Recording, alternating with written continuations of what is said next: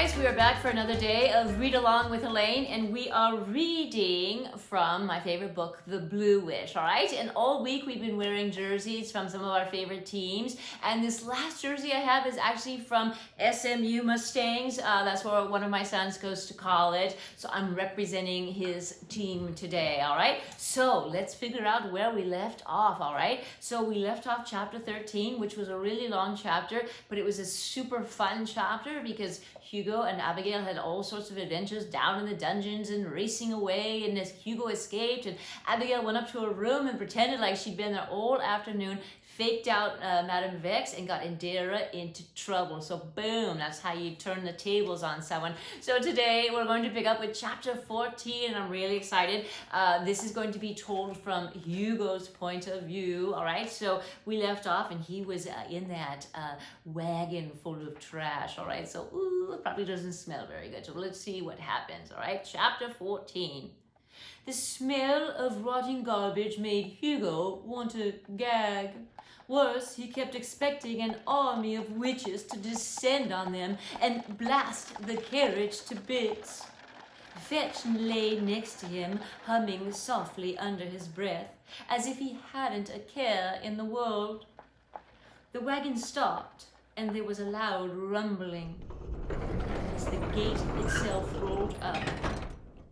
Then the wheels bumped forward, and they were outside the fortress. Relief made Hugo go limp. Behind them, bells clanged as an alarm was sounded. But the wagon kept going. Hugo ticked off the minutes in his head until he was sure they were safely away from the Tarkana fortress. He lifted one edge of the tarp, inhaling fresh air. "Come on," he said. "We're near the edge of the woods. We can hide there until it's safe to go find Jasper." Hugo waited for Fetch to jump first, then followed, tumbling in tall grass. The wagon rolled on. Suddenly, Fetch grabbed him by the collar and dragged him backward into the trees. The little green creature was much stronger than he looked. Before Hugo could object to the rough handling, a pair of mounted soldiers thundered down the road and stopped the wagon. The Balfin guardsmen yelled at the driver, who looked confused. They whipped off the tarp covering the pile of rotting kitchen scraps. The two soldiers made retching noises as they poked the smelly heap with their swords, then replaced the tarp. The wagon driver threw his hands up and then cracked the whip over the horses and went on his way. The soldiers studied the trees before climbing back onto their horses and heading back to the fortress. "That was close," Hugo sighed. "Now I have to get you to Jasper so he can get you far away from this place." Fetch folded his arms. "I'm not leaving." "But you can't stay here. If Estera finds you, she'll—" "I know what she'll do," he said calmly. "You will deliver a message to Jasper to take to my master, his highest of high, Odin himself." Reluctantly, Hugo pulled out his journal. "What's the message?" "It is secret." Fetch held out one furry hand for the pad. He turned his back on Hugo and scrawled out a note. Then he folded it neatly into fours and held it out. "Triple swear, cross your heart, promise you won't read it." "I triple swear," Hugo said, crossing his heart 3 times. He tucked the note in his pocket. "Where will you go?" "Oh, I'll be around. You might run into me now and again." Fetch saluted the boy and then scampered off into the trees, humming to himself. Hugo trudged down the road into town. He made his way to the docks to Jasper's ship.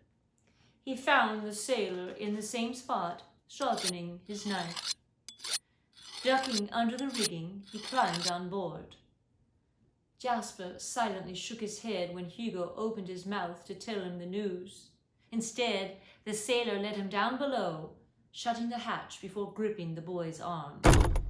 Well, we found Fetch. We rescued him from the dungeon. Hystera was going to cut his head off. If that's true, then where is he? Hugo held out the note. He said he was staying and for you to take this message to his master. Jasper snatched the note, bringing it to his nose to smell it.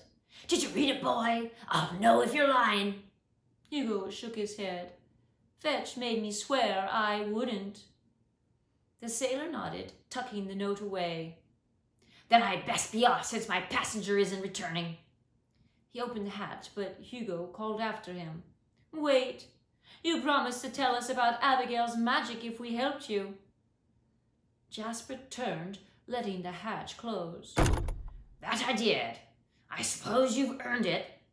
That blue witch is special. Is it because of her mother? The old sailor shook his head. No, it was her father that changed her magic into something special. Hugo frowned. But Balfins don't have any magic of their own. Lysandra didn't consort with a black-hearted Balfin. She fell in love. He said the last part with a touch of disgust. Now Hugo was sure Jasper was lying. That's not possible. Witches don't love anything. It's written into their code. A witch's heart is made of stone, he quoted. Lysandra was different. She was always off wandering in the woods and gazing at the stars. I used to see her down here at the seaport, tossing petals into the water. That's how this all started. A sailor washed up on shore one day with no memory of where he'd come from. Lysandra found him and nursed him back to health. Hugo wrote that down in his journal. So her father was a sailor? Jasper held up a finger. Not just any sailor. This one had powerful magic. I could smell it on him. So what happened? Jasper's face closed up. I said enough for one day. A warning, boy.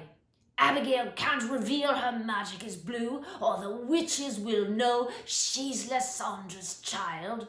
She'll be in grave danger, same as got her mother killed.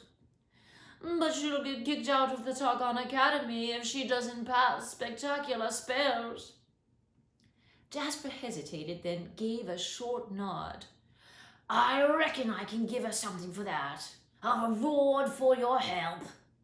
The sailor fished out a pendant from inside his tunic, lifted it over his head, and passed it to Hugo.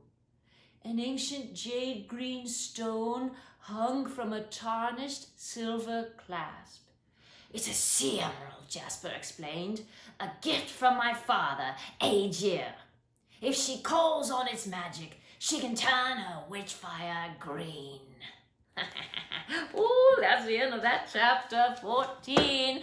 What a really interesting chapter. So Hugo escapes with Fetch. They're almost caught because the riders come racing after them, but they're safe in the woods, and Fetch decides he's not leaving. He's going to stay, so maybe we'll see him again. And he writes a note to Odin, makes Hugo promise not to read it, which he says he didn't, which is cool to keep your promises, right?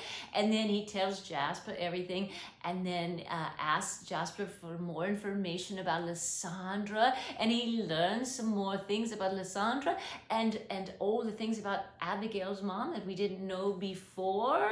And then, about her father. That's what we learned. We learned about her father. He, a sailor, he washed up to shore with no memory. So that's another mystery we don't know about Abigail's father. And then at the very end, I love it, Jasper gives him this special sea emerald from his father, who's the sea god Aegir, and gives it to Hugo, so we don't know what the sea emerald is going to do, but it's supposed to help somehow. So guys, that's it for today. come back next week because we're going to be doing a whole another week of Read Along with Alane. We'll be on chapter 15 and we're going to do something really special next week. I think I'm going to take the read along outside because that's something really fun that we can still do and get outside, have some fresh air. So check back next week for more Read Along with Alane. Until then, you guys do the worksheets and the link. Stay healthy, stay well, stay happy, get outside, and Alane will be back next week, all right? Alane out.